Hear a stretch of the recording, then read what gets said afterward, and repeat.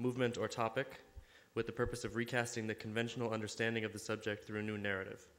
I would add that this is perhaps one of the most widely found exhibition categories within architecture, perhaps due to its more traditional art historical overtones, but as we will see through our participants, its applications and interpretations are anything but conventional.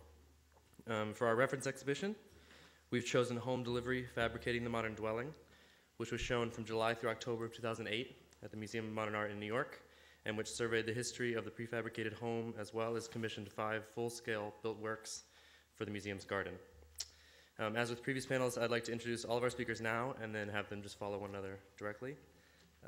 Barry Bergdahl, our first speaker, is the Philip Johnson Chief Curator of Architecture and Design at the Museum of Modern Art in New York. In addition to being curator of this category's reference exhibition, he's a world-renowned architectural historian, professor of architectural history here at Columbia, and curator of many exhibitions at MoMA, the CCA in Montreal, the Minneapolis Museum of the Arts, and the Musée d'Orsay in Paris, just to name a few. Most recently, he's just returned from Cambridge, where he was honored with the prestigious Slade Lecture Series, for which his series was entitled Out of Sight, in Plain View, the Modernity of the Architecture Exhibition since 1750. We're also joined today by Keller Easterling, an architect and writer based in New York who currently teaches at the Yale School of Architecture, where she serves as an advisor to their environmental design program. Professor Easterling is the author of countless articles for art and architecture publications and of several books, including Organization Space, Landscapes, Highways, and Houses in America from 2001, and Enduring Innocence, Global Architecture and Its Political Masquerades from 2005. She's the author of a forthcoming book entitled Extra Statecraft, which will examine global infrastructure networks as a medium of polity. Her work's been most recently exhibited at the Storefront for Art and Architecture here in New York, the Rotterdam Biennale, and the Architecture League, also here in New York. Following Professor Easterling will be Damon Rich. Rich is a designer and artist who currently is based in Newark, New Jersey, where as the city's urban designer, he leads design efforts with public and private actors to improve the city's public spaces. Prior to his work in Newark, Damon founded the Center for Urban Pedagogy in New York, where he served as the creative director for 10 years. Under Damon's direction, CUP has developed a series of innovative programs, publications, and exhibitions that are designed to increase the impact of public participation in urban planning and community development. Additionally, Damon produced the exhibition Red Lines Housing Crisis Learning Center for the Queens Museum of Art in 2009, and has taught at various universities, including Cooper Union, Pratt, and Syracuse University, and published articles on architecture and politics in numerous prestigious publications. Following the session's speakers, a Q&A will be moderated, and closing remarks, and closing remarks later are to be given by Columbia professor and architectural historian Felicity Scott, to whom we are particularly indebted and grateful for her participation. Founder and director of the Critical Curatorial and Conceptual Practices in Architecture program here at GSAPP, as well as founding co-editor of the journal Grey Room, Felicity has established herself as a preeminent scholar of the genealogies of political and theoretical engagement with questions of technological transformation within architecture, as well as within its discourses and institutions. In addition to numerous articles for scholarly journals, Felicity has written several books, including Architecture Techno-Utopia, Living Archive 7, Ant Farm, which was from 2008, and a recently completed manuscript for a book on Bernard Rudofsky. She's currently working on 2 projects, an exhibition and publication on artist Les Levine, and a book currently entitled Outlaw Territory, which addresses architecture's relation to human unsettlement and territorial insecurity during the 1960s and 70s. Again, we're very grateful for everyone's participation, and so please join me in welcoming Barry Bergdahl.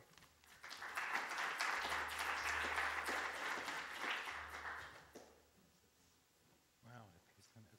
Thank you very much for inviting me to be part of this and to be part of this extraordinary program that's evolved so quickly and so interestingly inside the school. So I was given a homework assignment, which generally professors don't like, but I decided to stick to it very, very closely. So I'm not going to actually give you a big manifesto on the architecture exhibition, or even on what it means to be a curator inside of a museum of art as opposed to inside a center of architecture in a more professional setting. Rather, I hope that will bubble up through what I was asked to talk about, which was to take you back to something that for me now feels like really ancient history. Nice to see Peter Christensen in the audience. He could give this talk as the second in command, often the first in command, on realizing this extraordinary project, which we put together in a daunting 18 months between the time I arrived at the museum and the opening of this two-part exhibition. So what I wanted to do was a little bit to talk about what I thought I was doing, take you through the exhibition again, because I thought that there might be people in the room who hadn't seen it, particularly since students may have just arrived at the program. I would have loved to. I forgot to ask you why you wanted to hear about it again, and I forgot to ask why you thought it was a survey exhibition, but we'll talk about that. And then at the end, maybe just a few comments about how it looks in retrospect 2 years later. A really interesting thing that I do want to reflect on a little bit was this, we might say, was the last incredibly ambitious project realized before the recession. This project, it would have been impossible at a later moment in time. So finally, I have forgiven Glenn Lowry for selling the lot and advancing the schedule by 1 year, because the show closed as Lehman Brothers collapsed. And I think that's a very interesting thing to reflect upon. So maybe we can do that partly in the discussion. This is the Lustron House, or a Lustron House, or part of a Lustron House. And I just put that up as the title because you're going to need to understand why I thought it was a provocative gesture to put this full-scale building in the Museum of Modern Art. What do I do? Oh, I use this? Okay. Oh, perfect. Good. Oh, and I can use that? Okay. So, the extraordinary interest that this exhibition evoked, the museum statistics, which I think are quite faulty, but they're always very satisfying, tell us that something on the order of 700,000 people visited this exhibition in its 3.5-month run. And it elicited an enormous amount of commentary from both architects and architectural students, but most importantly for me, from the general public. And I think we also will probably want to talk about that, how one addresses the general public. I think it came up a bit in the parts of the panel that I already heard.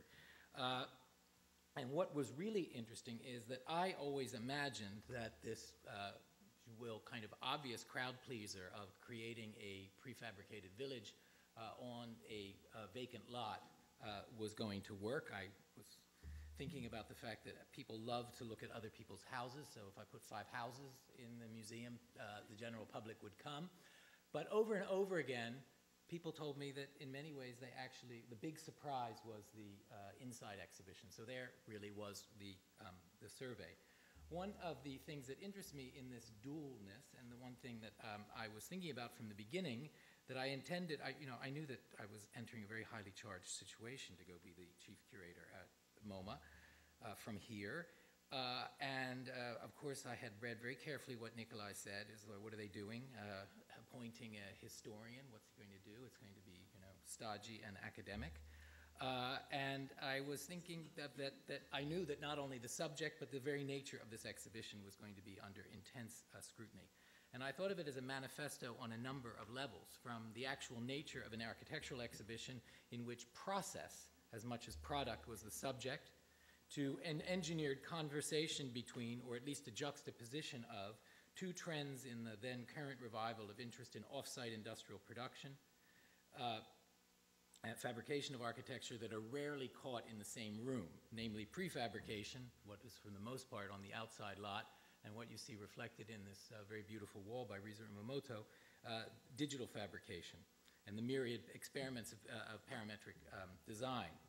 But more on that after I provide a bit more background. I think that would be a very interesting thing to discuss. It didn't seem to come. What you set out to do in an exhibition and what happens in the critical reception of the exhibition often have so little to do with one another that you then, to come back and talk about it 2 years later, you wonder, should I still tell the same story about what I set out to do? From the first, I was committed to a show in which both the contemporary and the historical are seen in dialogue with one another. And I'm going to show you a few images about that theme. But I think that that is particularly important to demonstrate that the past is constantly re-questioned from current interests. And that indeed, in even choosing the show, for me, had a lot to do with why I chose this subject. I was interested in the whole discourse about mass customization, about parametric design, and what often upsets me in architecture as a historian when I hear about paradigm shifts that seem to have very little relationship to a sort of sense of a longer durée of history. So for me, when we had budget discussions about what could be cut to bring this monster into, to tame it a little bit, and at one point there was even a discussion about, well, maybe we just do the houses outside. To me, this survey was absolutely essential. The two parts of this exhibition were articulated as an absolutely symbiotic pair, a kind of two-part dialogue between the inside and the outside, between the historical and the contemporary, and we might say between, in current terms, the prefab and the digital. And overall, I would say that the main thing I wanted to really investigate was to what extent do we accept what was then very much celebrated, the notion that mass customization was bringing a complete paradigm shift in the culture of architectural making and production. And I also was asking myself, how could you make an exhibition that is about making architecture rather than about the end results of architectural production? So let's see if we can go forward. So there are the two parts. Just we'll come back and go through the exhibition, but hence to the decision that once you got to the 6th floor of the museum, that you would have to enter the historical through a set of screen walls that were also commissions. It was said in the introduction that 5 houses were selected or commissioned on the outside, but there were equally 4 walls which were commissioned or selected, 3 outside, and then this series of bottles that can be interlocked by Kengo Kuma. And so that was a kind of idea of peeling back through these layers of current experiments with materials, and then the show starts off again chronologically from the beginning with our reconstruction of the balloon frame wall and the suggestion that the balloon frame is a kind of ore technology as well as an ore image of the idea of a prefabricated or serially produced architecture. So, little background, sorry, I'm really inept at this. Doesn't this pull out at all? There. Now, obviously, too, I was paying homage to the series of the houses in the garden. Those were among the, of course, Breuer's, the most famous of the sequence of 3 in the late 40s and 50s. It was summer of 49. One of the most popular architectural exhibitions that the museum had ever done. Home Delivery happily joined that group of exhibitions that enormous number of people have seen. That doesn't mean that it's enormously important. Very few people saw the International Style Show, but it has a fame far beyond its exhibition statistics. So I did want, in some ways, to return back to that, but I also wanted, in fact, to differ from it in many ways. One thing that you are going to see in a moment when I give you a historical reflection is that the Lustron house plays into this story and is deeply related to this earlier sequence of the houses in the garden. And the other thing that we wanted to do that was very, very different from the house in the garden, which, as you can see, was not really in the garden, is that we wanted actually to make the title of the show, Home Delivery, the fabrication and the delivery of these buildings into part of the exhibition. So how could we actually make the construction process, the delivery process, a part of the exhibition? And that was going to be done by doing the opposite of what had happened in 1949 when the garden was sealed from view. And people went in and constructed, and then it was unveiled as a work of art in a frame. We had this scruffy lot, and we allowed the delivery of the things on site to be witnessed by people going by on the sidewalk. I think our favorite moment, Peter, was when a Poland Spring truck went by that said Home Delivery on it, running out to try to capture pictures of our title going down the wall. Down the street. But the other, as you'll see in a moment, was that all of these houses had baby books on a dedicated website so that their process could be followed. And in that sense, there was a comment earlier this morning that I'd love to return to, the idea of the exhibition as an event. What is an event actually in the world of the interconnected internet? Why would we even have an exhibition? But I think articulation between the physical exhibition and then the use of the internet to already prepare an audience and engage an audience, and one that actually continues afterwards, something that we've taken further in Rising Currents, and now the project that we're involved with the Buell Center, of which we just made the selections earlier today for Close, which is the next experiment and kind of process. So from the first, it seemed to me that the construction of 5 full-scale houses was likely to guarantee the exhibition a broad audience, since, as I said, people love to examine houses, other people's houses on weekend house and garden tours, demonstration houses in new subdivisions, and furnished period rooms, or even full-scale buildings that are part of museum displays. And this seems to be true for modern architecture as well. Reservations are nearly impossible to get for Philip Johnson's Glass House in New Canaan, sometimes up to a year in advance. But a risk was involved, however, as well, of course, since from the first my aim was to do an exhibition which examined issues of the relationship between design and fabrication and all of its implications for the changing role of the architect as an author in the industrial and post-industrial digital ages. The focus on the house was, I have to admit, if not totally a ruse, at least a calculated pretext and a convenient focus. Not only a historical leitmotif to examine certain ideals and experiments of the history of modernism and its complex relationship to the gamble of shifting authorship from the realm of artistic production of single objects to the design of prototypes for production, but also a frequent object of reflection in the current return of fabrication as a key factor in the genesis of design research. But admittedly, the exhibition used the house because of its broad popular appeal. It is the form in which the public, and the American public in particular, can most readily identify in a personal way with architecture. Foreclosure gives that a whole other spin. And it seemed to me, thus, the perfect vehicle to hook the interest of a large public into some of the most sophisticated architectural experiments of the last 150 years, as well as the type of research now underway in many schools and young offices on digital fabrication that otherwise remains quite distant from large-scale reception and appreciation as in expressed in a language that is completely opaque to most members of the general public. The show was never intended to be a manifesto on the development of the ideal house, and most of the handful of negative reviews that it received are reviews that have taken this as the show's raison d'etre, an argument. Nor was the subprime meltdown, which has made the show in some ways very timely to those who see it as a plea in favor of prefabrication, and its oft-failed claims to result in greater economies, any more predictable to me in January 2007 when we launched this project than apparently it was to the SEC, the Federal Reserve, or any other branch of the American government or the banking world. In short, home delivery, paradoxical as it seems, was not overtly about the specific forms that houses should take in the coming decades.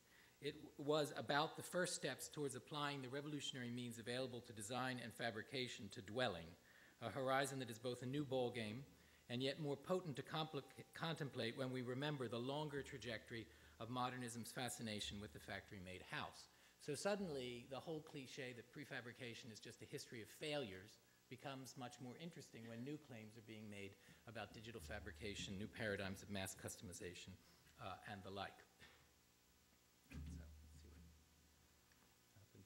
So this is, of course, just a brief excursus to remind you of the long relationship between full-scale visitable houses and housing reform, from probably one of the first Prince Albert's model house, exhibited across the street from the Crystal Palace in 1851, and then, of course, Mies van der Rohe and Lily Reich here, among others, in the Berlin Building Exhibition of 1931.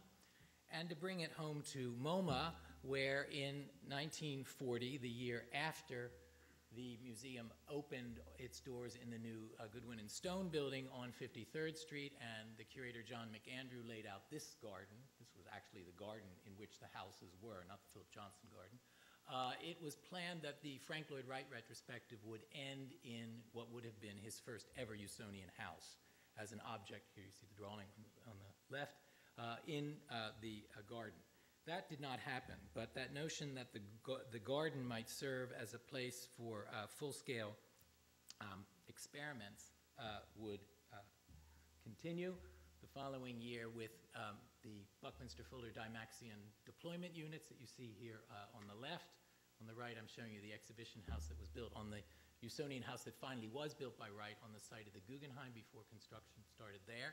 Interestingly, even the Dymaxion deployment units were furnished. More on that later. We decided from the very beginning that there would be absolutely no furniture in the 5 houses on the lot, not only because we couldn't afford it and we couldn't afford a guard to watch it and to protect it, but because I wanted to make sure that unlike the houses in the garden and unlike all of these, that this was not a lifestyle exhibition.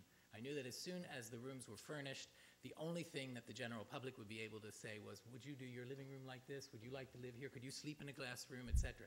So by leaving the furniture out was it was both pragmatic, but it was also an attempt to try continually to force the reading of the objects in the exhibition as the result of a thinking process about how things that are made, rather than, as I said, this dangerous thing that I did. I decided I want the house because that'll get everybody in there, but then I wanted to try to make an exhibition about houses. It's not really about houses. So I don't know that we succeeded, but that was the aim. So this was accompanying the lifestyle. And of course, as we well know from Beatrice's writings and others, that of course Ezra Stoller helped make that into a lifestyle exhibition.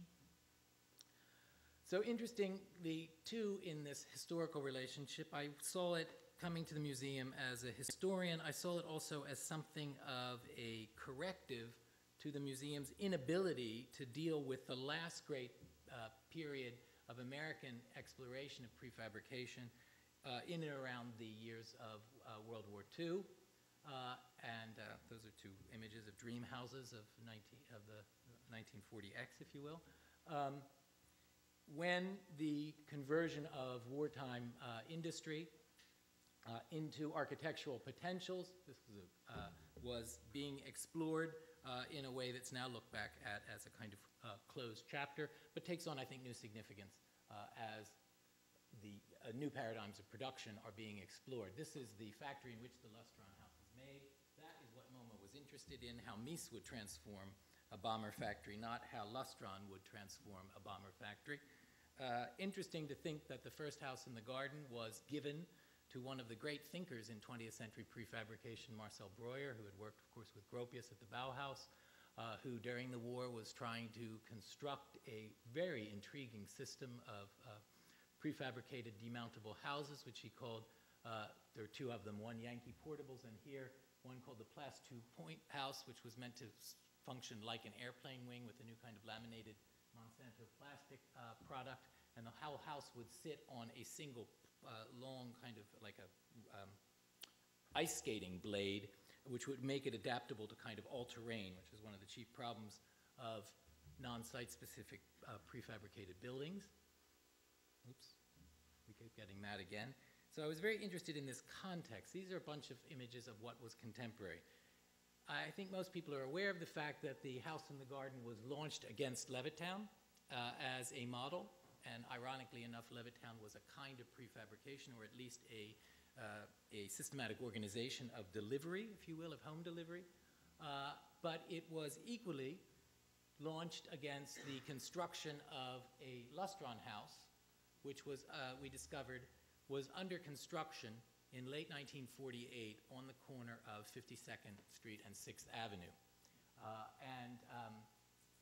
Found it in the archives that the Lustron house was very disturbing to the museum, but then when I was showing Louise Huxtable around the exhibition, she had been the curatorial assistant in the museum for the Mies van der Rohe show that was then being planned by Johnson and Mies himself, and she remembered Johnson coming in, it must have been a day close to when that photograph was taken, and saying the Lustron house is an insult to architecture, it is an insult to modernism, and it is an insult to the Museum of Modern Art. Kind of reminds you of that, Forgotten Country in Yale, that kind of descent into self-obsession. But in any case, it led immediately to the decision to launch these houses in the garden. So there you understand, finally, the secret story of why we had to have a Lustron house. Peter Christensen went down and found one for us in Virginia, brought it back with the people who knew how to put it together in response to the kind of lifestyle images that were produced by, say, Gregory Ain here with the second house in the garden, or interestingly, the most popular ever the Japanese temple in the garden, and there you see it as it's reconstructed as a popular tourist attraction in Fairmount Park in Philadelphia. So to the exhibition and a little bit of the context, it was the summer of 2006 when I was in conversations with the museum about perhaps going there, and it seemed a very high moment for architecture everywhere but at MoMA. MoMA was in the interregnum, Terry had left, there was nothing really much on the docket, but, and everybody was kind of getting in on the act. Zaha installed her stuff on the ramp at the Guggenheim, and Calatrava was at the Metropolitan Museum of Art, and people were actually going to architecture exhibitions in great number. And I began to wonder how you could make an architecture exhibition in which people actually understood what they were looking at. I spent part of the weeks when I was toying with whether I was really going to make this bold move of going to 53rd Street, hanging around in those exhibitions and listening to people and trying to eavesdrop on what they were actually understanding. And mostly, they were somewhat bewildered. And so I wondered how you could actually captivate this popularity and build upon it. From the very beginning, we were obsessed with what will happen once we bring a whole series of heteroclite objects into the gallery, and people see them as works of art, which is immediately the Museum of Modern Art or any museum frame, instead of understanding the way that we wanted to see them as the active result of a process, and that they're making, and the way they were made and the way they came to be there was really their ticket of entry. That this was not a stylistic show, here your survey concept. This was not like the International Style Show or the Deconstructivist Show. We were not trying to find the stylistic similarities or even necessarily the ideological similarities. We're not even defining one group. And indeed, we might want to talk about how eclectic our selection of the people who were on the lot. They didn't represent a generation. They were deliberately a series of positions put in confrontation. I was actually hoping that out of it, two groups that don't speak to one another might finally begin to have a productive conversation. I don't think that happened. We can talk about that in the post-mortem. But we hit upon the idea of film from the beginning, and starting with Buster Keaton's 1 Week, which was a real crowd pleaser and drew a lot of people into the show who were not going to go see a show that was called New Paradigms of Parametrics, something like that. This is the website where each of the houses on the outside lot had, as I said, a baby book and was blogged about with updates, films, uploads of views of factories, ultimately the house going onto a ship, of its arrival at MoMA, so that off-site one could watch what was happening off-site and see that, in fact, what all these houses had in common was that they were made in one place and assembled or installed in another. And therefore, for many, many weeks, we also had a view of the site with nothing happening on it. Oh, great, thanks. Okay, thanks. And because the design led to 6 blocks, people often ask why you do something. Well, there was a 6th block, so we came up with a use of it, but I think a really interesting one. Peter and I blogged there about the progress of the exhibition as an exhibition.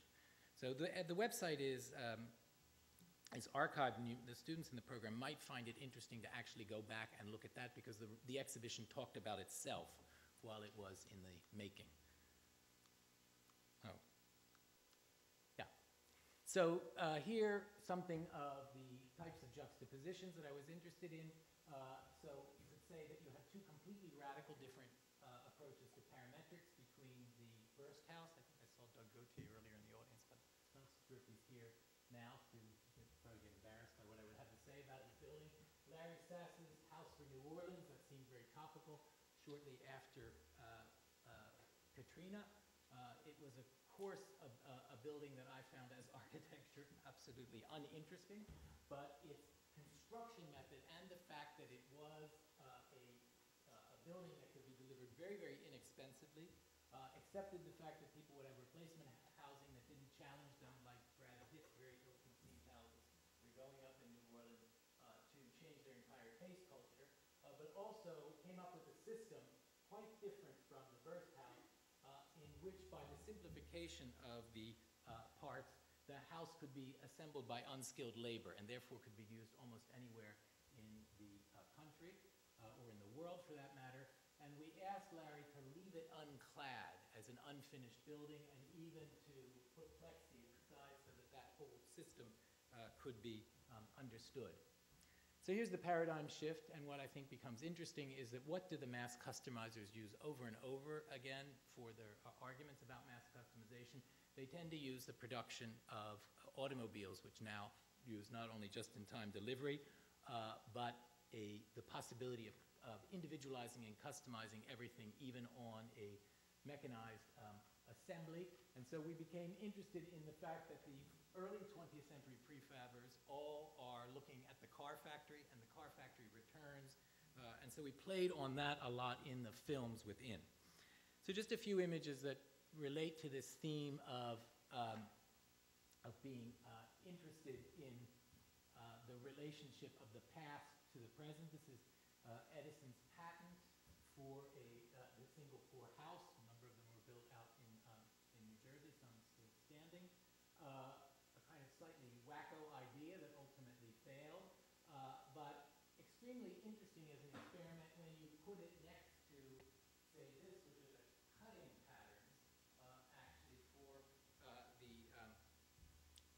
for the burst house, where the computer has calculated a way of having absolutely minimal waste from something that has several thousand unique and different parts cut by machine. So this could be read in two ways. As a kind of complete shift in paradigm from standardization to customization, or actually a kind of continuity of what is at the core of both, which is a kind of maximizing of the use of a single material. Likewise, the absolute obsession, let's say, with, in the case of Conrad Wachsmann, who did most of the black and white images here, in finding a universal joint. In fact, the only patent that Wachsmann ever got was for the connector. And the obsession with connectors in mid-century systems that sought to actually simplify the number of parts. And then when we were going down to Philadelphia over and over again, to check on the progress of the Kieran Timberlake house, every week the problem was the connector. And the entire thing that they were obsessed with was the connector. And so suddenly, you know, the whole book on the failure of the general panel system, and then it simply occurred to me, now if these people are going to sit down in Philadelphia and worry about connectors, aren't these failed histories actually really interesting in both a pragmatic and a philosophical way? And indeed, the house, which is of course this one, also was a house that farmed its own energy, tried to use the configurations of the panels for a ventilation system, and was trying to figure out how the next step in any prefabricated process would be for the integration of systems, so that the systems don't have to come and be applied to the completed building, but are actually integral to the design. And they told me that that was a completely new moment in the possibilities of an energy-efficient, mass-customized house. And I thought, well, you know, actually, that's exactly what's going on in the second Dymaxion. So all of this, too, I think, to show how the choice of the episodes in the survey were very much in a kind of feedback loop mechanism, if you will, with the ongoing research of the houses on the lot. This was just to, we got a lot of hate mail from Dwell Magazine, and very poor review there. They were very, of course, out of sorts that we did not pick their stable of architects. Didn't pick this Wee House, for instance. They were Alchemy architects. They were particularly upset. But what I was interested in was finding the most interesting work that would come from their group, and people who were able to take the kind of new ornamentalism and the new formal of parametric design, and to try to bring it into a dialogue of positions that looked like they might be able to talk across the great cultural divide, let's say, between the most sophisticated shelter press and the academy. And so that's partly what we were doing. So that's how you could end up with somebody like Osterwald Alcon in his modular design, which was a perfectly acceptable Dwell product, although not really one of their architects, and Doug and Jeremy's rather extraordinary exercise in parametric design. Now that one was extremely interesting because, is Doug here? Okay, Doug, I'm going to wash some laundry here, but one of the most amazingly interesting things, I remember your face on the day. This house was assembled in approximately 2.5 hours, at which point this house, which is conceived in the computer and cut in a factory and is one of the most labor-intensive handcrafted products of the entire history of early 21st century architecture, much like another project with which I was involved, which was the slide library upstairs that Karen and Scott did. Very, very beautiful, but I remember the troops of Columbia students weaving these specially cut things onto, like beads onto a chain. So extremely interesting, actually, we did wash that dirty laundry in public, and both the promises and the challenges that are still in much mass customization and fabrication were on display. I think I'm probably running out of my time. I'm going to give you a couple more themes and then take you through the exhibition. I'm sure you all have thoughts and protests about it. But one other part of my manifesto, and indeed my project at the Museum of Modern Art as a historian, is to work with original materials. That has not been the tradition of the museum, which has often preferred photographic displays from the very beginning. Very little was original, a couple of models in the famous so-called international style show of 1932. Even the drawings, Corbusier sent these drawings of the Pavillon Suisse, and they were re-photographed. The drawings were left behind, they're now in the collection, but the drawing was not preferred. And Terry Riley, too, tended to prefer newly made drawings and photo panels. Very smart if you want to travel an exhibition, but not so satisfying, particularly when you want that's like construction, very elegant and beautiful presentation. Ours is not elegant in any way, but we really wanted the real stuff of history, the real texture of history, and we wanted to be able to play with real stuff. About the only thing here that is fake is our balloon framed wall that we then juxtaposed with Prouvé. And I'm just going to take you on a kind of quick tour. And happily, our installation photographers took views with the films running. So I think that was a kind of key part. The space was crowded, it was active, but the films were constantly reminding you that what you were everything that you were looking at, even that, which without the filming above might be, that is the model actually of the Edison single-pour house, could be confused as that the revolutionary thing was somebody thinking that belonged in the Museum of Modern Art. So, some views of the exhibition, first Fords coming out of the factory in the same moment that Edison is working on the house. We did an entire wall. The introduction juxtaposed patents with children's toys because we didn't want to start just with the first historical image, but we rather wanted to start with the notion of a kit of parts and a signature in architecture that would be registered with the patent office. So the beginning was a kind of primer prefab setting up that whole theme, and then we moved historically in a very strictly chronological way. Because the gallery had only one entrance, we had to organize the entire thing as a loop. But then what became interesting was what was on the right-hand side of the gallery and what was on the left started to provide some rather interesting juxtapositions across chronology. So, the Dymaxion house, standard panel system. And then to get the Eames looking at the standard panel system, a very interesting juxtaposition. And here we are now looking down the whole line of the gallery. And then at the far end, very interesting to be able to arrive at this moment where we had the Lustron house. It didn't fit in the gallery, as it turned out. So that led us to or didn't fit in the gallery the way we wanted to approach it. And so it led to the decision that you'll see in a moment to cut off the end and to leave it as though its assembly was unfinished, so that you could also see the construction system. And likewise, we got out of storage a Prouvé prefabricated system of exactly the same year, and a radically different approach, this incredible system where In fact, only the central core is needed for holding it up, and then the panels just begin to make it rigid.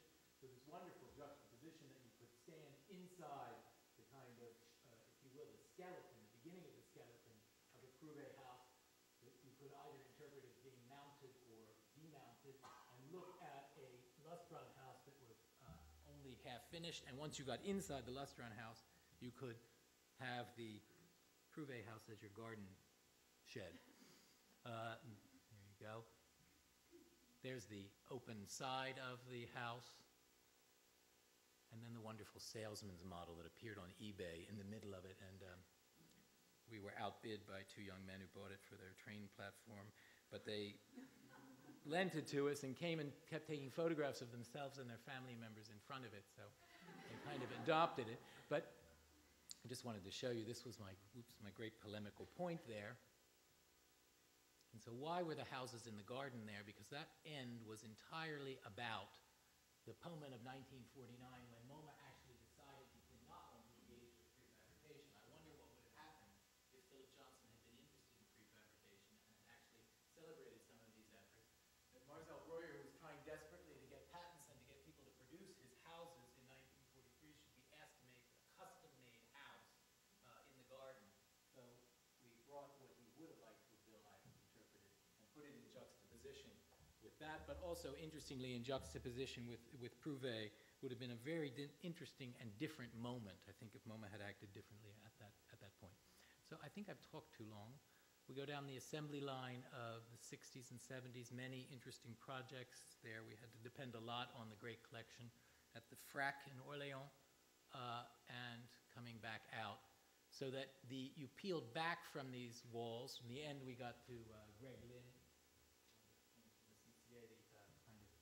if you will, a sort of embryo of parametric design there before you then rediscover the walls on the way back out.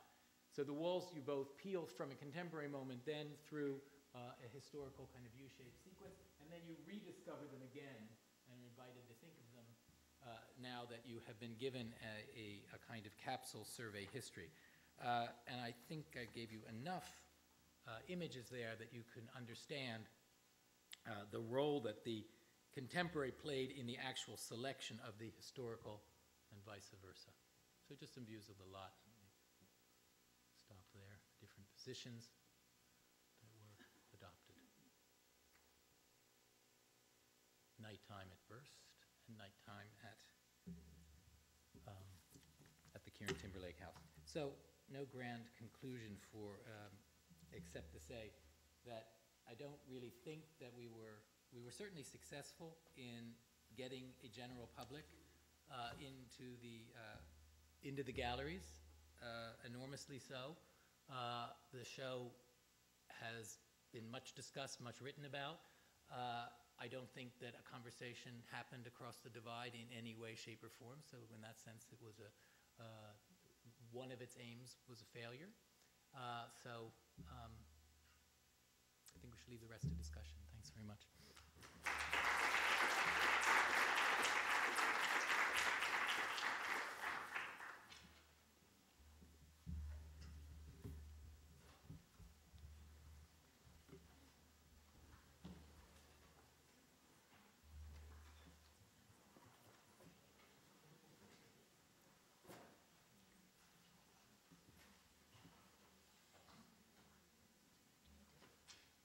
Thank you for inviting me. I think the CCP selected an excellent subject for a discussion of the survey, if indeed it is a survey. So home delivery was a landmark show representing a staggering amount of research and coordination and synthesis.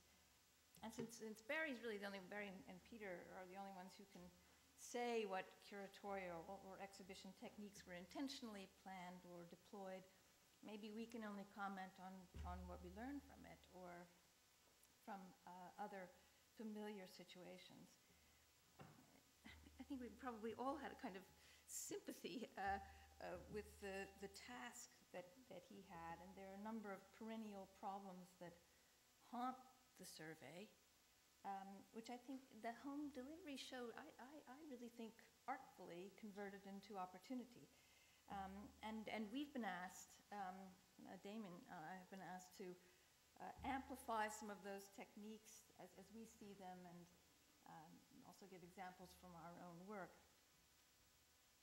I mean, surely one problem that attends the survey is the impossibility of completeness. It's obvious. The temptation to encyclopedic listing or taxonomizing, or the need to, as very clearly mentioned, the need to satisfy various contingencies that have defined your subject in a particular way. But I think, technique emerges from this problem. Divergence and range trumps completeness, or the desire for completeness can be distracted by artifacts that lie just beyond any one of the familiar structures for collection. So, for instance, those expecting Hobrocken get this surprise at the Stelco catalog housing, and those expecting a more scholarly rehearsal of the role of exhibition homes played, and the role that exhibition homes played in crafting the modern home, or expectations of design about the modern home. For those, one finds scholarship in Lincoln logs. For all those students of the kind of Burnham Kelly collection of prefab who are all expecting to see the Turner layer system of poured concrete houses, with the Ibex system, for those, the Edison poured house is featured. For those who think they're inventing the Metacity in studio, there is this amazing Richard J. Dietrich's Metastadt Bau system as an entrepreneurial and built project. Many surprises. And it's obvious that, on the one hand, this is the less is more than the sum of the parts technique that means that cutting the collection and denying it completeness makes it larger. But more interesting maybe is the way that technique makes clear that what you're measuring is not actually the list of artifacts, but the web of associations they bring, or you're measuring the degree to which each artifact is active. And it's not easy to make this viral form look effortless, but it is an appealing form of authorship, in that intentions can remain somewhat sly and undeclared. In the little magazine's collection, it seems that it works sometimes this way, but in some cases it seems almost in that case that the more crowded the room gets, the more exciting the work is, the more interplay. One survey with which I was involved that just coincidentally intersects with home delivery was a Laserdisc history of suburbia from 1934 to 1960 titled Call It Home, that I co-authored with the film archivist Rick Pralinger. And it starts to cross paths with home delivery somewhere around the Strand Steel moment. And it became part of a number of exhibitions and web installations. And Pralinger and I,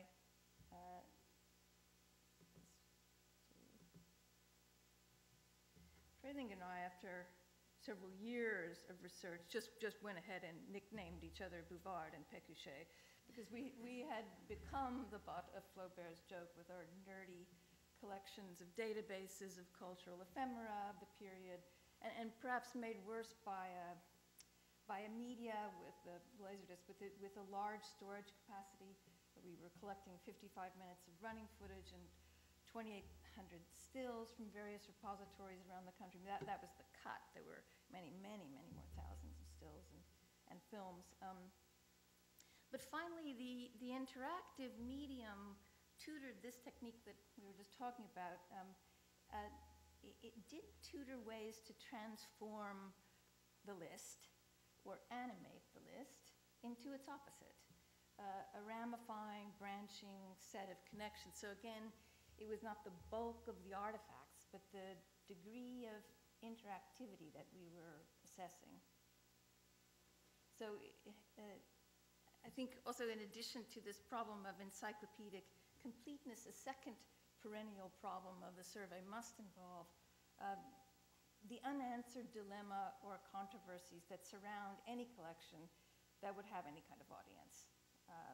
In the case of Call It Home, of course, the question was, why it's always a kind of big general question that you're expected to address. You know, why does suburbia look this way? And we were not going to address it directly because in part what was so much more effective was to collect the voices of the different representatives of private enterprise, the characters who'd actually been delivered a mandate to make suburbia, to speak in a kind of dialogue. You know, for the little magazines, as Beatrice pointed out, one of those questions that must always be lingering around the project, you know, is about the avant-garde, how it is characterized, and to engage it directly, to be settling any score on that level would be impossible. But the artifacts themselves, as she demonstrated this morning, do allow you to simply expose those moments when the avant-garde is a kind of toupee. And in the case of prefab, for scholars as well as initiates, one of the questions, you know, must surely be, you know, here is all this rich experiment, passion, prototyping, logic, engagement of industry, support of government, global appeal, etc. So why don't we have prefab buildings? Why hundreds of prefab companies in the US went under, and we ended up with a few companies like Pease Homes. This is a George Nelson Pease home that Pecochet somehow must show you. But one strategy, you know, would be to have a kind of set of TED Talk answers to the questions that you would repeat to your publicist, so the publicist could prime a newspaper to ask you that question, and so that you could repeat the answer. And everyone in line could be their own, the Malcolm Gladwell of their party, and replying to some pithy way of explaining it. And the answer itself is a question of building industry and labor in different complex political and economic contexts. So like the paradox of expansion through editing, not answering the question in a singular way means that it can be answered in multiple ways, in multiple contexts. I don't know if it was true for home delivery, but for Call at Home, choosing those artifacts that would argue the points for us meant that this kind of editing or selection was actually something more like casting. And that's probably really all I have to say this afternoon, where the artifacts themselves are animated performers and interrogators. So for home delivery, you know, without trying to chronicle the twists and turns of a legislative or industrial history, anyone who simply walked between the full-scale micro-compact house or Oscar Lee Kaufman's System 3 or Burst or, sorry, I don't have a picture of Burst, or the New Orleans house or the Kieran Timberlake cellophane house, one could begin to see the differences in different contexts. And the buildings themselves begin to deliver nuanced interchanges that are perhaps as powerful as any curatorial didacticism, although in the website that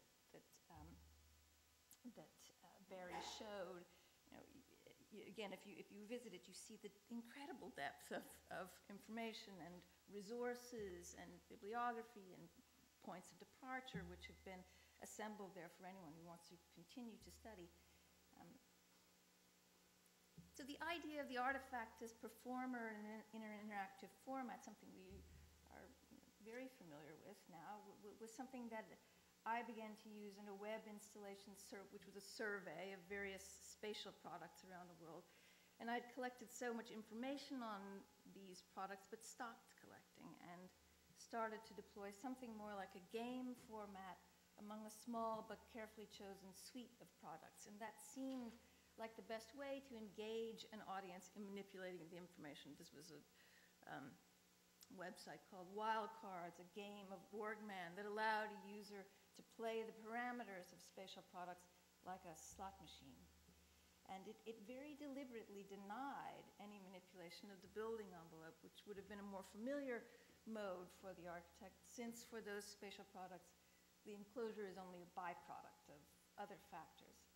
So I wanted to present a completely different set of instructions for shaping space. So again, this form of authorship can be a bit sly in that the components are active, They are doing something, performing rather than providing exposition, doing rather than telling. I think the idea that the artifacts of relatively dry research become performers is here again in an exhibition on the free zone. This is for the Rotterdam Biennale, where a timeline conveys a lot of information, a lot of nerdy information, but it also becomes a kind of unruly cartoon.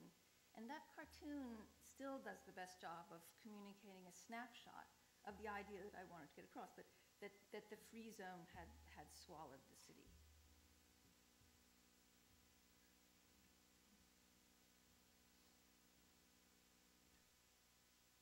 So even though there's already a performance or a dialogue of sorts between various assembled artifacts, another challenge for the survey is certainly, another one, would be how it becomes an event on another scale, a dialogue in the world, in the city. And for home delivery, one is either blessed or cursed by the fact that looking at domestic space has become a global form of entertainment with a very durable, repetitive, transfixing structure similar to pornography, as it's often been, to which it's often been compared.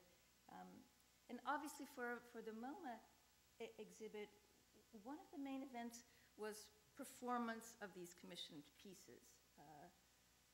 And then there's the performance of the public walking through the spaces live in real time, in a fantastic collision of tastes in a summer blockbuster in a major city, memorable to every kid from the middle of the country who wants to build things.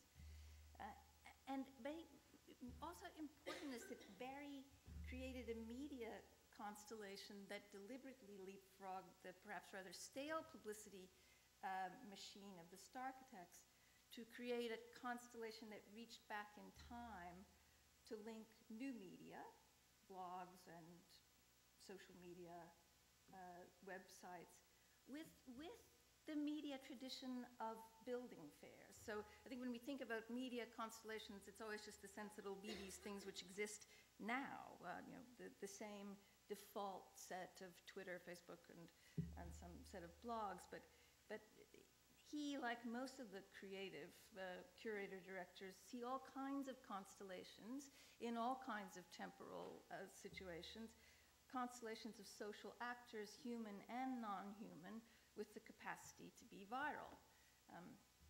Joseph Grima, who, like Sarah Herta, took on Storefront and was here today, he was amazing at being able to amplify this tiny, underfunded institution into a global presence and a presence in the streets of New York by creating media constellations of everything, from blogs to hot dog carts to certain kinds of visibility in the street, and jumping those categories when making the mediagenic event seems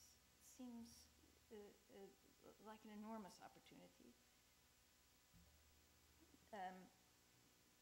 In 2008, Joseph allowed us to do an exhibition titled Some True Stories at Researchers in the Field of Flexible Truth at Storefront, in which we were asking the artifact to be especially active or alive in culture. We were presenting research, a survey of global infrastructure projects as if they existed in the world. So the event, both in the gallery and outside of it, was part of a larger confidence game of design and entrepreneurial behavior. It was building on the assumption that most powerful operations in the world are lubricated by fiction. So the material that was presented was only partially true, although it was delivered with a seriousness of scholarly work. What in Hollywood we've called faction, or fiction couched within a context of facts. But the material was already becoming real, just as it was claiming to be real, or we sort of said exercising its power to be real. In this way, we wanted it to be different from its fellow travelers in the world of Poke. So we didn't want it to be another kind of precious collection like the Museum of Jurassic Technology, but although we admire that, but something that was spreading a rumor that the world had changed. So it was a rumor as a form of enthusiastic and lateral activism that could be sly instead of righteous. Different kinds of vehicles which we presented as real, and some of them are. A passage from between the Atlantic and the Pacific through the Amazon, and many, many other things which we don't really know whether they're true or false. And it's in that spirit that I've kind of tried to continue presenting research like this very serious and very real game about subtraction and foreclosure. But what we hoped that we hoped that finding out what was true and what was false would also send people to do their own research, so that there was a continuation of the event in time, just as anyone can continue to investigate the home delivery show as an ongoing event. In a dialogue with a website that remains live with selected recordings and other resources. So I think some of this discussion of the survey prompted me to think about the prodigious work that's needed to make an artifact animate itself, and that's a kind of thrill of scholarship. Thank you.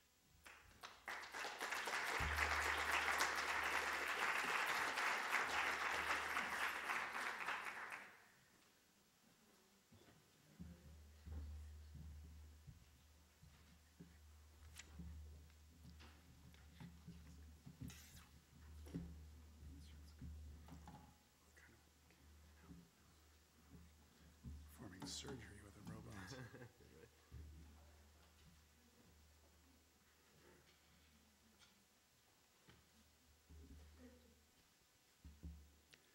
Good afternoon, everyone. Thanks to the organizers for the invitation. Let's see, this thing, I think I'm having the same. There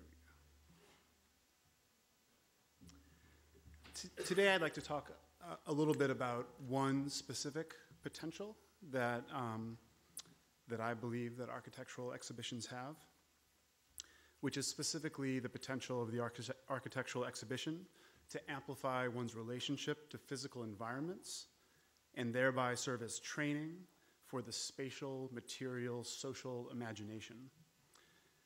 One of the reasons I think that this is possible is that there is an abstraction at the basis of the visual and an abstraction at the basis of the social, how we see ourselves abstracted into larger collectivities, cities, nations, races. And they're not the same type of abstraction, but I think they can be hitched. We can talk more about that, but hopefully some of the things I show today will serve as a bit of an illustration.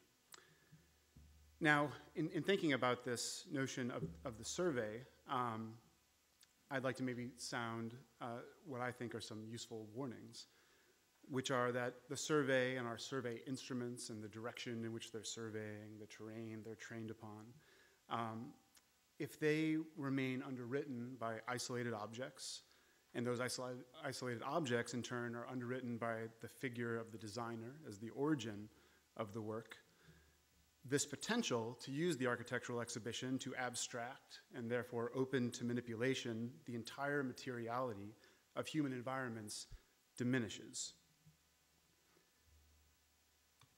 And so I thought I felt quite lucky that, that the reference exhibition for this panel was home delivery.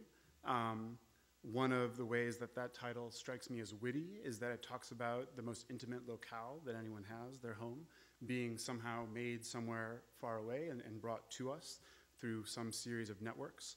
And while certainly in the case of the MoMA exhibition, it was mostly about a particular realm of material fabrication, certainly one could argue that apart from a mythological entity like Rousseau's primitive hut, every piece of architecture is somehow delivered to us, and so somehow what we experience as that intimate cradle of selfhood is always anchored and embedded in other places, in other networks.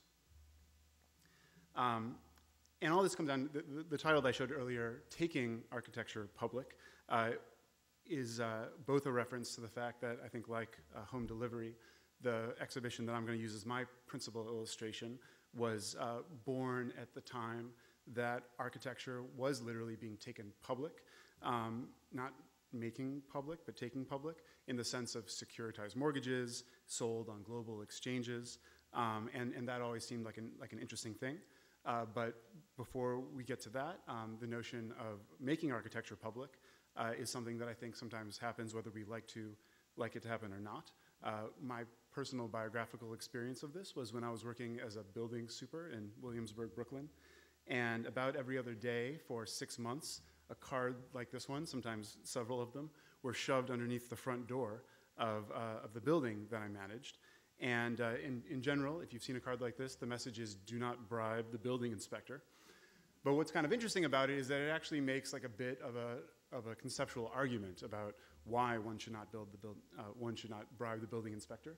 And that argument is really based upon a notion of a public, so that you will be the subject, you are being made into a subject of inspections, not a subject of language, performed by New York City inspectors. It is important to the health and safety of all people of the city that these inspections be conducted properly and fairly. So, when architecture becomes public, sometimes it's in a very dramatic, spectacular way. For example, when in 1969, 50 Black Panthers made themselves guests at the Regional Plan Association's elegant luncheon to celebrate the publication of what remains to this day the city's only so-called master plan. And sometimes it happens, of course, and much more often in a quite an everyday, quotidian way. So, for example, waiting in line at the building department trying to pull a permit, where whether one's an expediter or an architect, is having to engage with these large-scale systems that have been set up to mediate in between the individual building project and the public. A lot of my earliest forays into making exhibitions really focused on that nexus. This is an exhibition that was called The Programmable City that I designed for the nonprofit that Jacob mentioned earlier.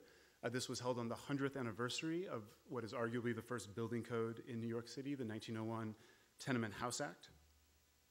And what it attempted to do was make a kind of phantasmagorical landscape where a three-part motion was made visible. And that three-part motion was first a social demand, in this case, very much the Victorian days of elite housing reformers, Jacob Riis, Lawrence Vaylor, you probably know them. The second moment in that motion is the formulation of those demands into a social code, in this case, an actual piece of legislation that said things like, instead of only having one bathroom outside for the however many families that live in your tenement, you need to have at least one bathroom, I think, for every 3 families inside. And then finally, of course, the last moment of that motion is when that code and that legal text that's been adopted through a legislative process actually produces built material. So the way this worked is that every building kind of corresponded to a landmark piece of legislation that somehow constrained, guided, controlled architecture as built in New York City. One could learn about, say, 1916 zoning, or even see documentary photographs of arguments going on at the Rent Guidelines Board. I wanted to read a brief quotation from Claude Lefort, who we just lost a little while ago, that I think kind of summed up one of the things we were trying to demonstrate, or at least explore through this. And the quotation is, "Democracy is instituted and sustained by the dissolution of the markers of certainty.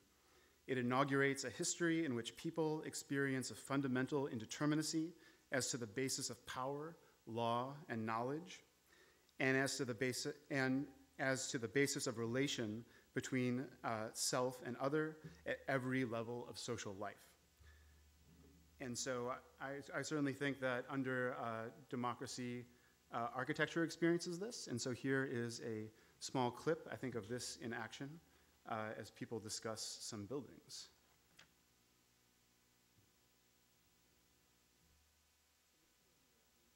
Oh, there's no sound. Buildings in existence. In the city of New York, we have close to 900,000 buildings in existence. Then there are buildings which are built as new buildings. So all this work, doing the new buildings and maintenance of existing buildings involves compliance with building laws of the City of New York in one way or the other. And we are the agency which reviews plans for approval for any kind of work, from brand new building to alteration work. Say it's hard to really put a definition on what it is, because it is forever changing, and we deal with so many different things, and they make new laws. They just made a sprinkler law in 1999, and I called the Macaulay Culkin law when he lit his building on fire with the Christmas tree. Remember that? They made a law, sprinkler the whole building in 4-family buildings. And that's a new law that you have to deal with on every 4-family house. The question comes up, and you have to fight about not putting a sprinkler system through the whole building, which costs a fortune. So there are things like that come up in an earthquake code they made a few years ago, which maybe they asked for once in all the jobs I've done. That they made a big law and they made a whole thing and they were making a big deal about it, and they seem to have pretty much forgotten about it since they did it. So somebody would read through it and see, they think it's a real big deal, and it hasn't really come into play. This is the official rule book of HUD for many programs. The number is 4350.3 HUD Handbook. In this book, yes, would you believe this? Oh. This is not an easy read. Make no mistake about it. In this book here are the rules and regulations up to this building. And if you want to be a tenant association president, if you're going to do anything, all tenants need to have this book. Because from time to time, you will have to go back in the book and review it and see what restriction you're under, how can this be handled, if there are any exceptions to the restriction. You know, I think you just got to ask yourself, I mean... You can hear from Jack later.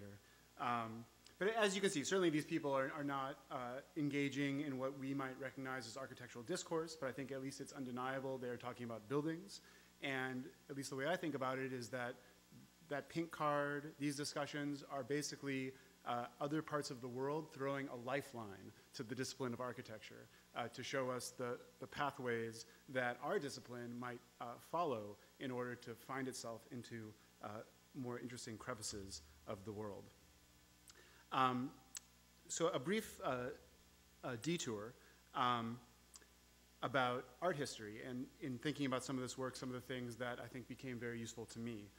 Along the way to what is sometimes called the dematerialization of the art object, sculptors like Carl Andre began to incorporate their minimal works into the structure of the space of display, these thin slices of material. The idea, of course, was not just to allow the appreciation of the work itself, this slim, modest thing, but to heighten awareness of the entire spatial context. Other projects maybe could be seen to go further, like this piece by Mel Bachner, a measurement piece, where nothing at all is added to the space except the notation of its own dimensions. Michael Asher, following perhaps a related trajectory, didn't add anything at all, in fact only removed material here, demolishing the wall that traditionally separates the aestheticized front room of the commercial gallery from the backroom business operations, revealing the social structure behind this supposedly neutral space. In a more celebrated way, this impulse was taken up by Hans Haacke. You all probably know this piece, I don't need to describe it, Sapolsky et al. What's interesting to me about this piece is for all of its conceptual savvy, it's really badly designed, right? I mean, imagine trying to read those charts, seeing this exhibition. And so something that's always been, noteworthy is that this project, as I think has been remarked before, ends up replicating this dry institutional operation that it allegedly comes to indict. Only later, works in this tradition begin to undo this loyalty to the abstruse, like a series of exhibitions undertaken on housing and planning in the late 1980s led by Martha Rosler, which adopted a more vernacular and mixed approach to the representation of power relations in the built environment. And all of this to me poses a very simple question, whatever happened to the institutional critique of architecture? Certainly we can think of people like Bob Gutman, but they are very few and far between. In my imagination, such a critique would call upon the tools used among other places, natural history museums to describe the social operations of architecture, although instead of focusing on people long ago or far away, the focus would be on our society and our buildings. Maybe, and I heard Rudolfsky mention before, maybe we could say our own architecture without architects. And instead of maybe the research that we hear so much about in schools of architecture, we talk more about documentation to create the kind of critical intimacy that undoes easy oppositions. So for example, large-scale dams that both provide cheap hydropower. This was a beautiful diagram done by the World Commission on Dams. Provide cheap hydropower as well as create displaced people protests. My own most recent attempt to explore these conditions of the production of architecture opened its doors only days after Lehman melted. Another relationship to that milestone of our times. And it melted, of course, under the pressure of forces unleashed by the disintegration of our systems for financing our living environments. And the name of the show was the Red Lines Housing Crisis Learning Center. Its most recent incarnation was mounted at the public municipal Queens Museum of Art, and it began with a very slight modification to the museum's famous panorama of New York City. Onto the surface of the panorama, which was built for the '65 World's Fair and housed in a former roller skating rink, I believe, a small marker was placed on every single block that had experienced 3 or more foreclosure filings in the year 2008. This treatment was not only made to represent the magnitude of the issue in terms of numbers of foreclosures, but also its uneven distribution across the city. Foreclosure, which is the enforcer of debt put upon a home, was brought to bear inordinately, as I'm sure you all know, on working class communities of color in our city. The name of the piece was borrowed from Brian Boyer's investigation into an earlier crisis of the built environment and was meant to provoke the question, so the name of the piece was "The City is Destroyed for Cash," and the question provoked, hopefully, was destroyed how and by whom. Once you left the panorama, and if you know the layout of the Queens Museum, you entered the space of the exhibition proper, which was designed to be an abstract space to figure the very abstract system that was very concretely evicting New Yorkers and people around the world from their homes. At the very center of the project was a very simple question. What is the relationship between finance and architecture? It turns out that entire disciplines, real estate marketing, property insurance, risk management, have explored this question, I think, far before we architects have gotten into it. And while the subject of financial risk has inhabited a central place in the home building and buying industries for nearly 100 years, and while arguably the notion of the image of instability has been well covered by decades of deconstructionism and folding, since the 1930s, the relationship between a house, its owner, and its occupants has been radically transformed. What was once a set of clear and limited relationships between a buyer, seller, and maybe a lender has been expanded and made infinitely more complex by financial and digital technology, today allowing thousands of investors to claim fractional cash flows from debt secured by a building. So in designing the Red Lines Housing Crisis Learning Center, I hope to bring these abstract dynamics into a concentrated space, and thereby to open up the financial transformations and relationships that allow the claim to a building to be engineered to serve a variety of purposes. So the result of this design process was a kit of parts, and each used a different visual strategy to explore the financing of architecture. Taken together, these elements overlapped, contrasted, and offered a sort of playground for adults. For example, basic aesthetic tools were used to compress spatial experience. So each of these houses that you see is found throughout the Detroit metropolitan area, and each one grows out of its own complex conditions. But read in the aggregate, the collection registers a human landscape of power as one moves from, say, the Detroit city center out to the far and still growing western suburbs of the metropolitan area. And in the gallery, the photographs, as you can see, were arranged in a geographical order, which allowed the domestic architecture of the entire city to be explored on foot and questions about its genesis to be formulated and tested.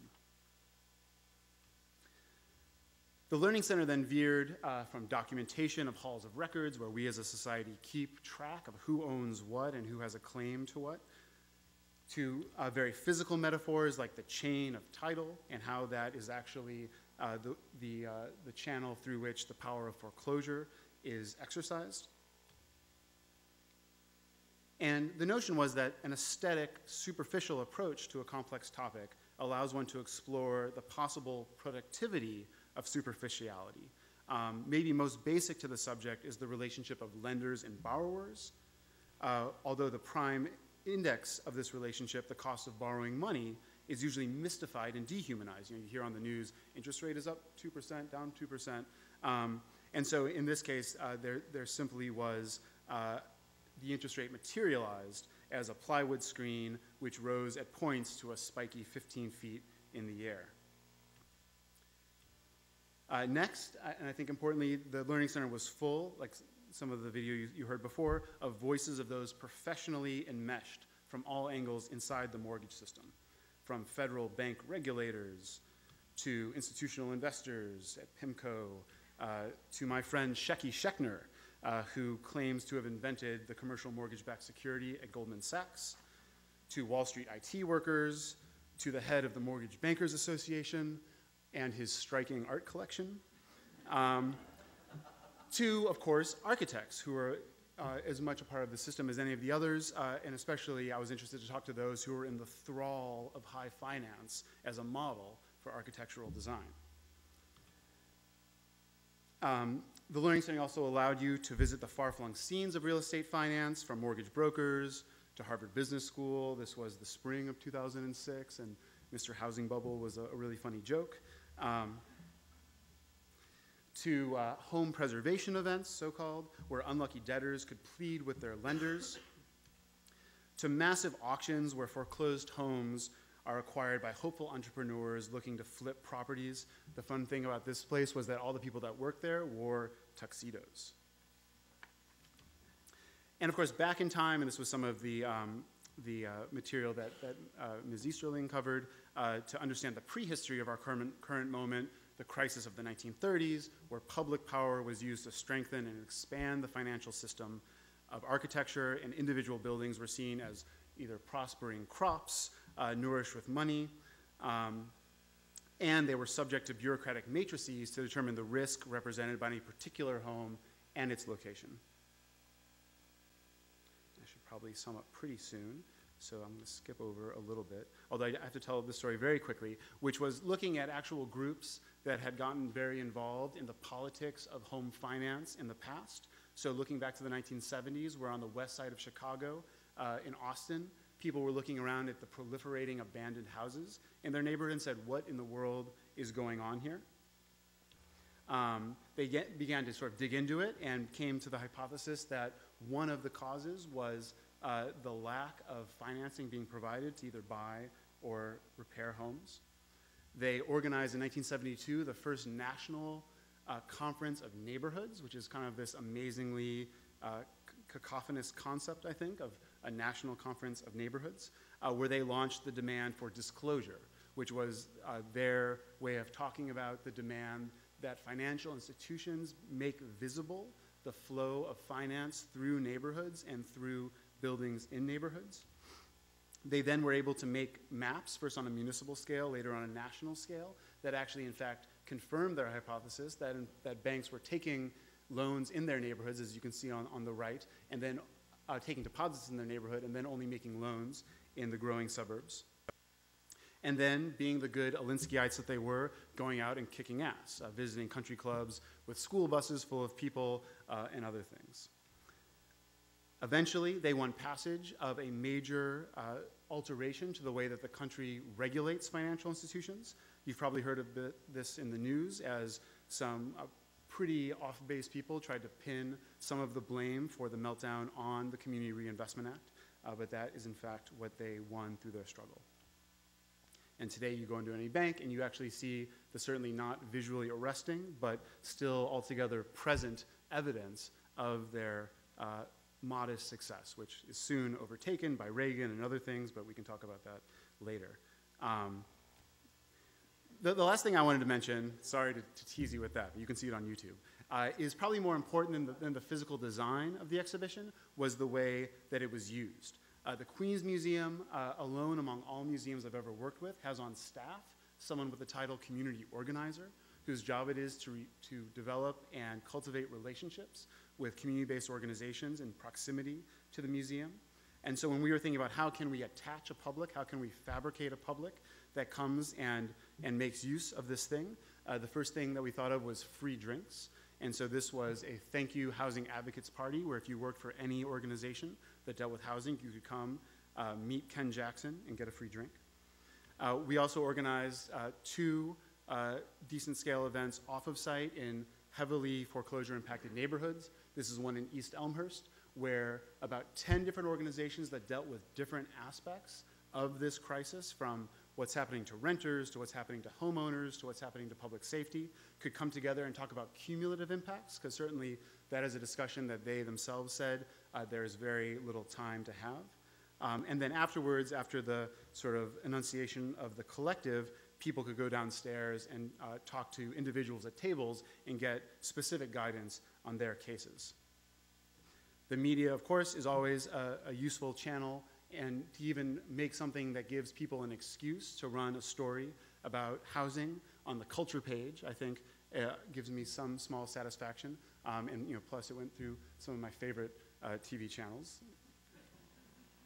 And just to sum this up, I think what was most important about this aspect of the project is that it really required the weaving of institutions and the building of coalitions. And I am certain that this exhibition would not have been effective in whatever modest way it was without that kind of bringing together of people in organizations. Thank you.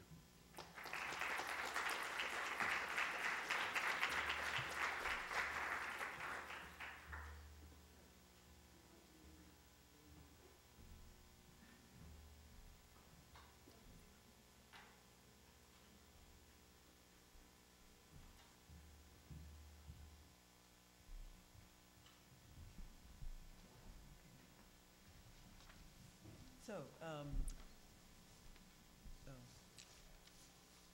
are these on? Yeah.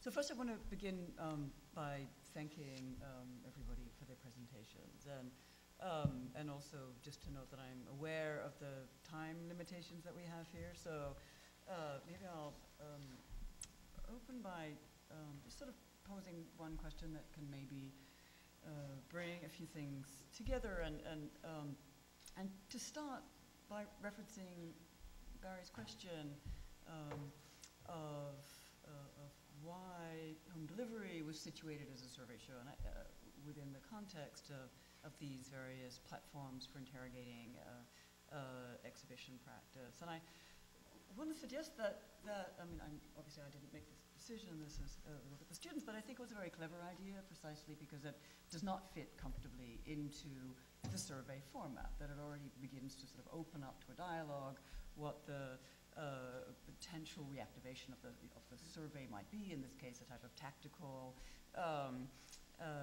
reprisal in which it's put into a dialogue with new commissions, you're certainly telling other stories, and that it's this type of openness or sort of re-encounter with something like the survey that I think is very much at stake here. And Keller also spoke to some of those challenges and the way in which they had been taken quite precisely and strategically as an opportunity in the case of this work. And I think it's very interesting to hear you talk of something like the figure of the house as a hook, that it also gave you, I think, a fantastic... No, I learned it was a prostitute, so I guess it was a Yeah. hooker. Yeah, no, exactly. But also a nice hook, let's say, into a type of self-reflexivity, your own position as a curator in an institution with a long history, so the revisiting of the house and the garden. I mean, I think for all of these reasons, the exhibition, does not fit comfortably within a survey. It already, complicates from within, that very format in a provocative way. So, but I wanted to come back to one of the other key terms that you used in your very brief description, and I know that speaking to the organizers, that the idea in all of these categories was not to try and produce a new definition of something like a survey or even a sort of redefinition, but to ask how, as curators, one could, understand these formats to have a type of critical future, to have other lives, again, to speak to this. And one of the sort of potential limits I saw, and I think Keller also spoke to this, would be the term comprehensive and the question of what that might mean and whether or not you saw any value in that term of the survey.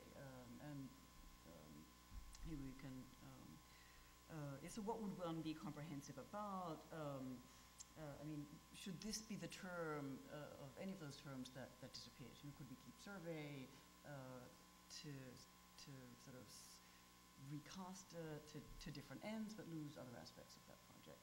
Anyway, but I had one other sort of observation, and it came out in part of the distinctions between institutional contexts, certainly from a major institution like MoMA to the appearance of storefront in both of your presentations. And I started to wonder whether storefront could house something like a survey, whether this would even be institutionally possible, feasible given the scale of the exhibition space. And I immediately caught myself thinking, well, that doesn't mean that, something like MoMA, has to then be the repository of a survey. It certainly suggests a much more sort of porous and, fluid possibility.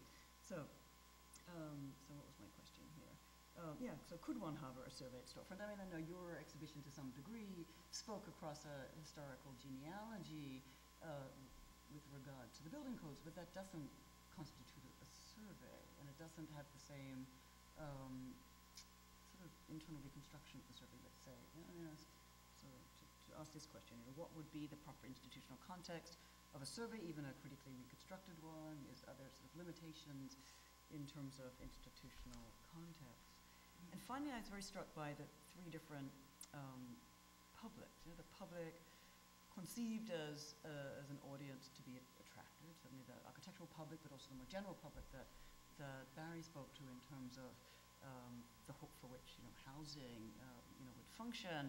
And then in Keller's commentary, public was almost a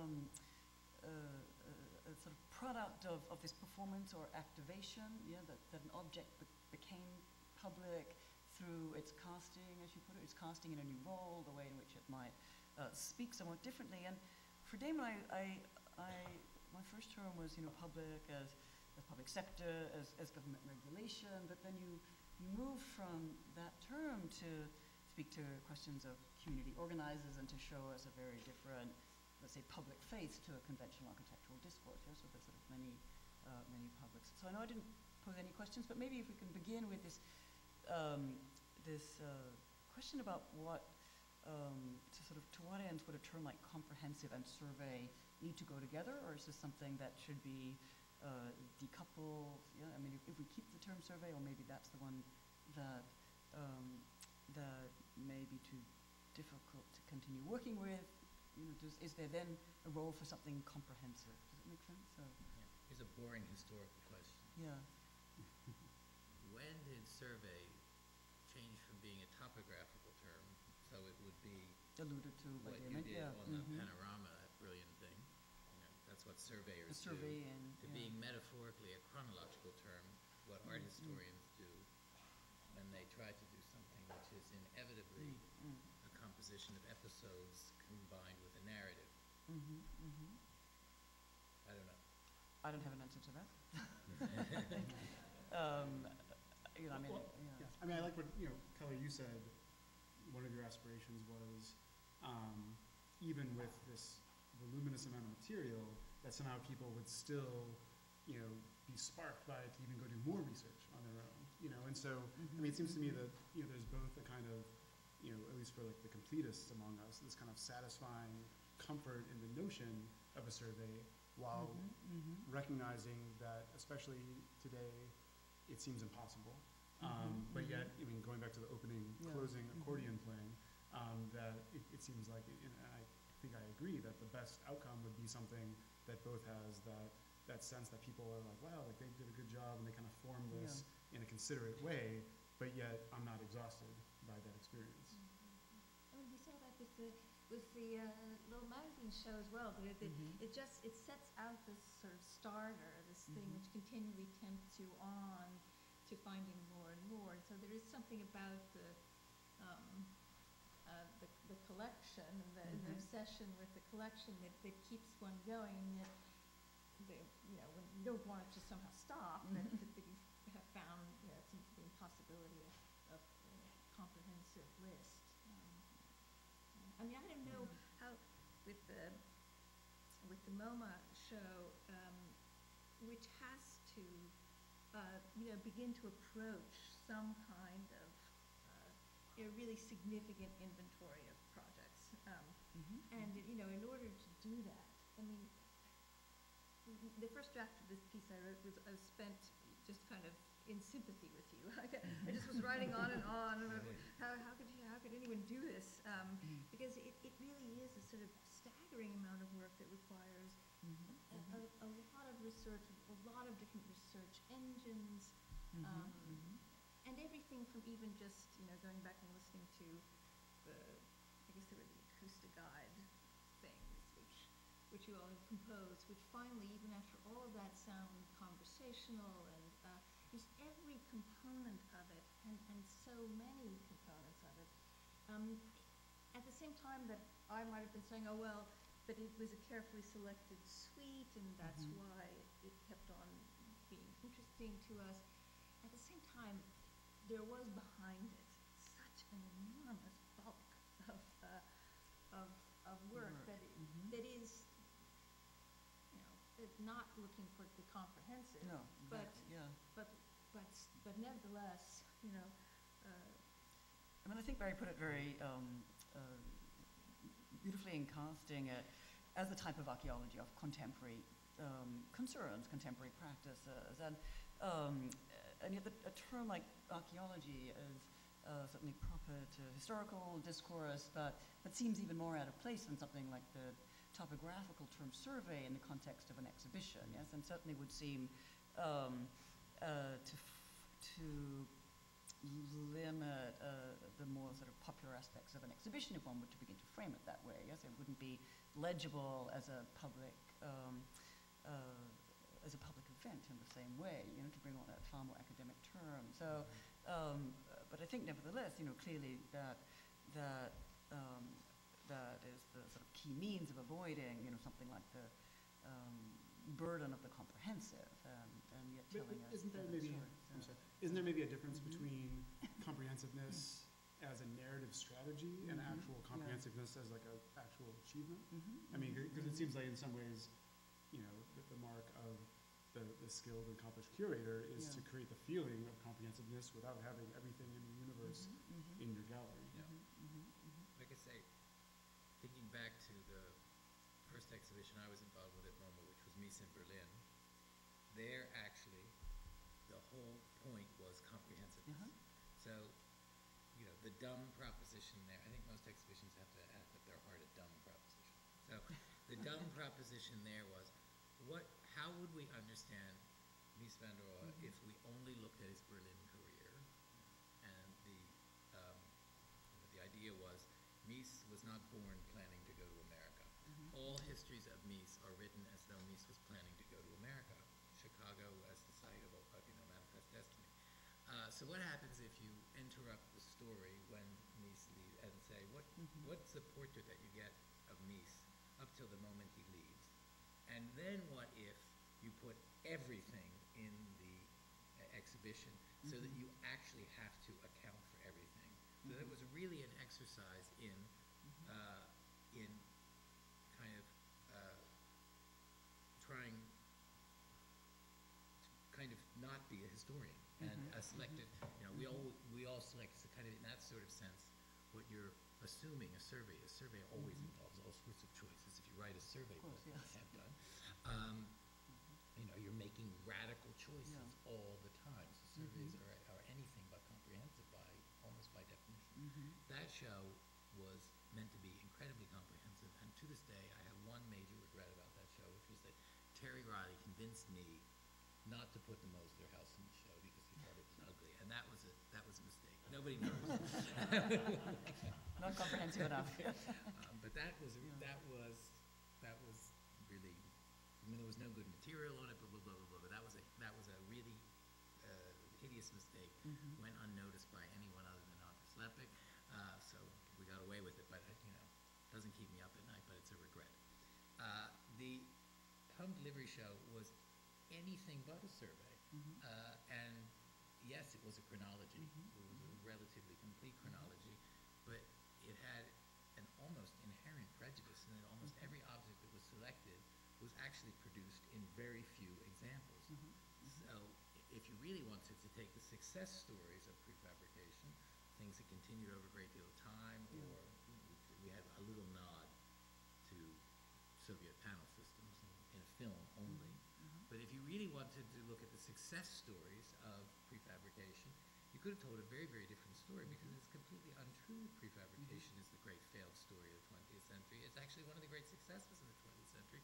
It's just that we're not really all that interested in the planning of Eastern Europe, the suburbs of Leningrad, and the mobile home industry. So, but those are the great success stories. So if it was really a survey, it would want to make the statistics of rate of production into a criteria of selection.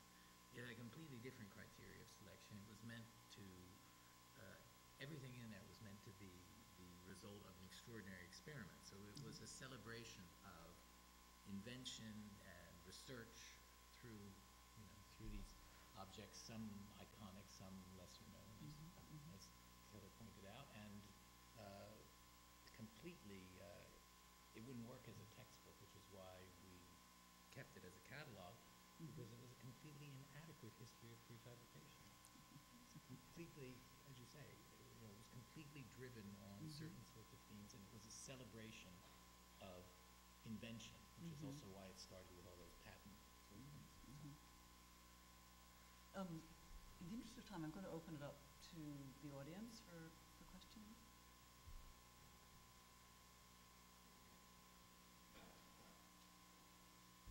Okay, so a question over here.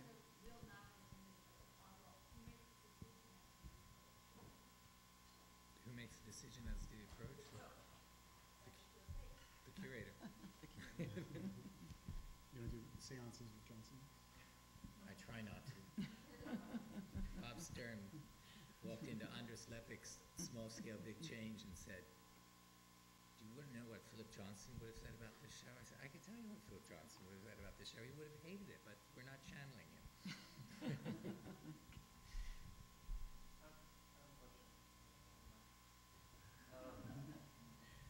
I'm just wondering if you said during your presentation that a possible failure of the show was that it hasn't escaped the boundaries of the discipline, or that a goal coming in was to create a larger discussion, hopefully into the public about prefabrication and contemporary home construction and delivery. So I'm wondering do you think that the reception by the public, aside from the popularity of the show, but the reception and perhaps continued dialogue, would be different if it had been a survey in the sense that you just laid it out, that it wasn't?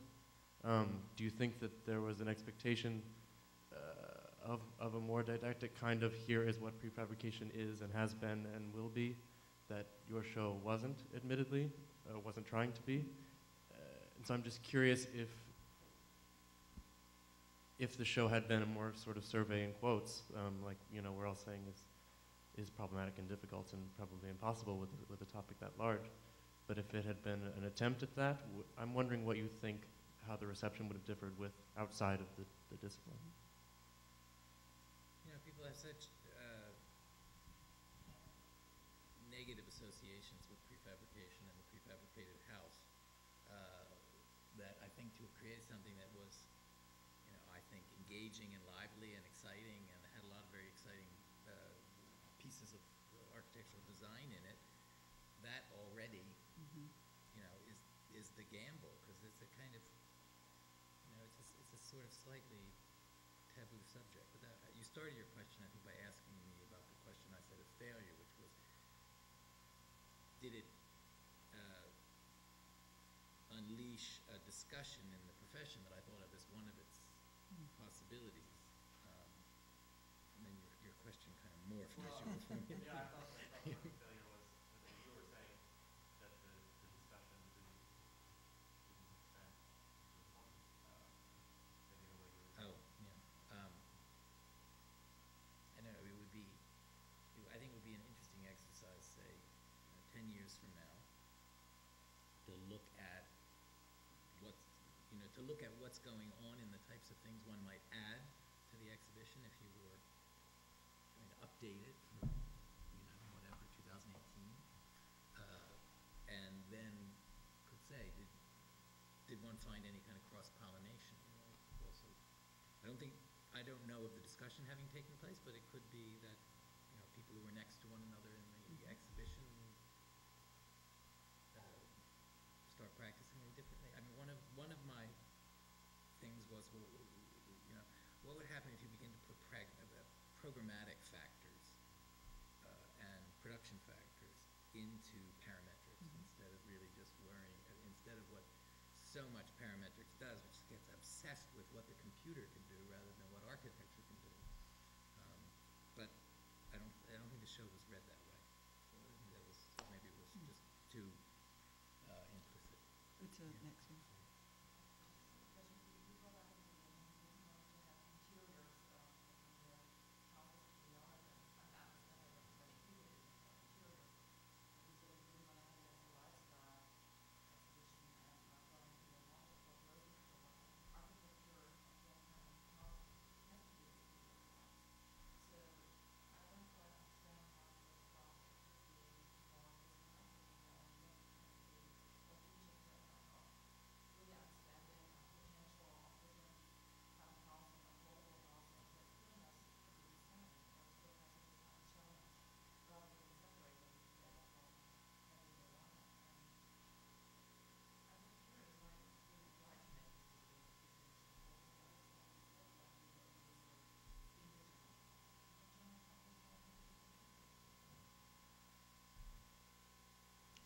I'm dictatorial. I wanted the general public, I believe in guided democracy. I wanted the general public to look at the building the way it was made and think about it as a piece of architecture. I didn't want them to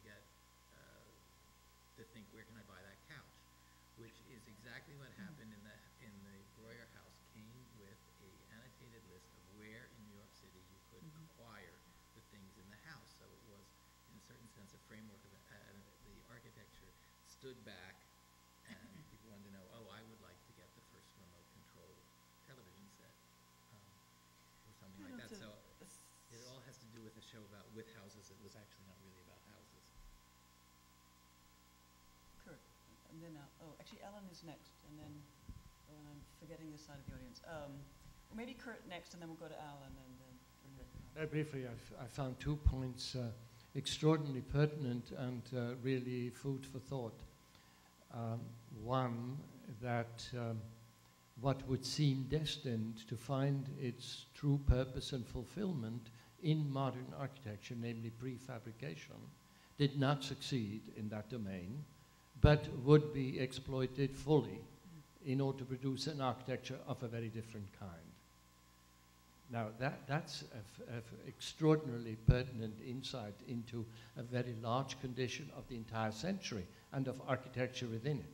So one could imagine, as it were, that this problem splitting the head of the issue would release something extraordinary, would in fact become another exhibition that is generated by that exhibition. And the second point, very similarly, is that what you said, you discovered the importance of the joint, the absolute, and of course, that is an incomparably fundamental question. How are things put together, and what is designed in order to show or hide how they're put together? And you suddenly discover that at least as much in architecture is deliberately designed to hide how things are put together than to reveal what that is. So another important problem, which again splits along a similar line, is that the reveal becomes, as it were, the moral test case of modernist design, but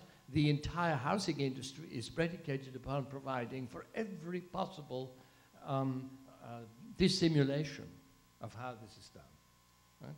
So two shows could be, in fact, be phantom twins to the issues that you've shown. And that's rather extraordinary. You get a show, and then you get, in a sense, a mental supply on two more. It did make me think of one thing. I maybe was a little harsh with myself on the notion of failure, because among the most appreciative were the architects of the houses outside who studied the inside show over and over again and have told me of things that they learned that they then wanted to think differently about, so that actually for that little eclectic group of five, almost all of them have worked with things that were in the historical part of the show, or in ways that they hadn't expected.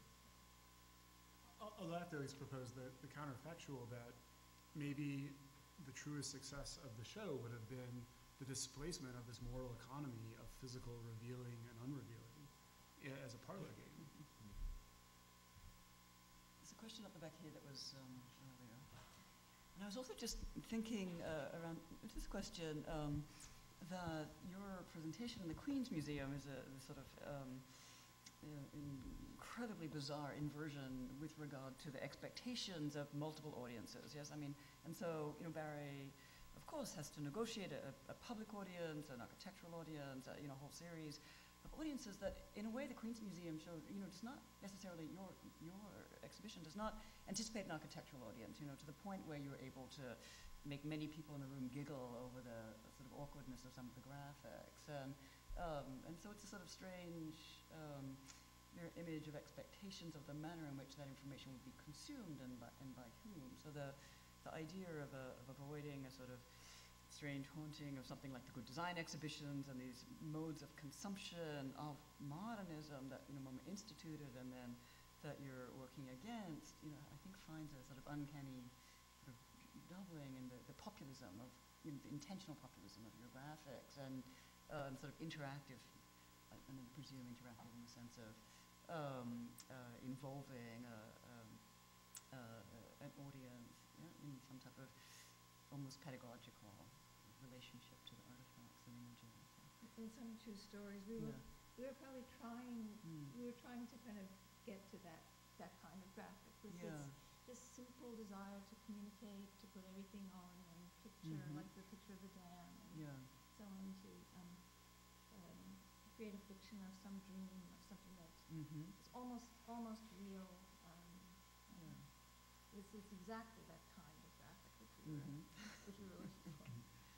I'll give you my card. That makes us giggle. Yeah. Alan, and then I'll. With the weird kind of opposition or disjunction which you make in the prefab show between the aerometric work and the other prefab work, but you have to keep apart, but then you try to link them, and you say that linking failed, but it seems like maybe it was set up to fail in certain ways by not discussing the making of the parametric work in the same way that you looked at the kind of industry behind the prefab. But it seems like it brings in this kind of larger question of when you say what can the computer do versus what architecture can do, of kind of reifying these different processes, and apart from just looking at architectural objects and assuming that they show up in this kind of ahistorical, apolitical way, in the way that the parametric work wants to show up in this as this complete denial of like political economy or materialist kind of issues of kind of matter and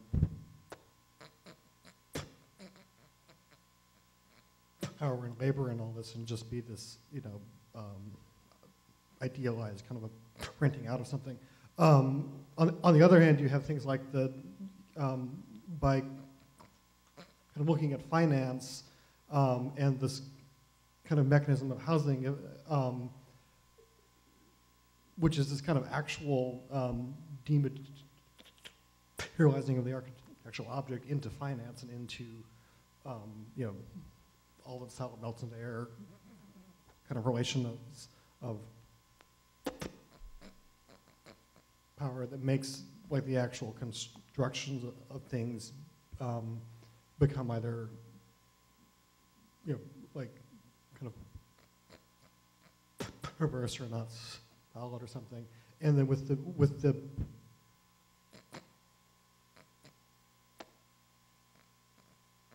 prefab housing, where it's it seems like the desire is to use industry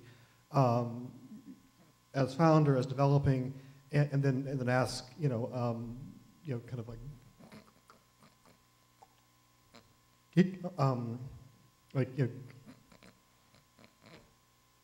given the factory, what then for housing?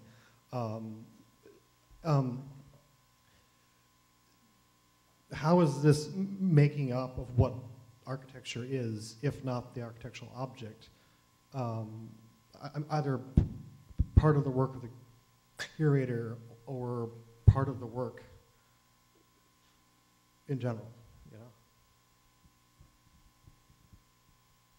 I'm not 100% sure I understood the question, but Okay. maybe this is a stab at it. I asked myself the question, how can you make an exhibition in which architectural thought processes and architectural work processes are actually what is on display rather than objects?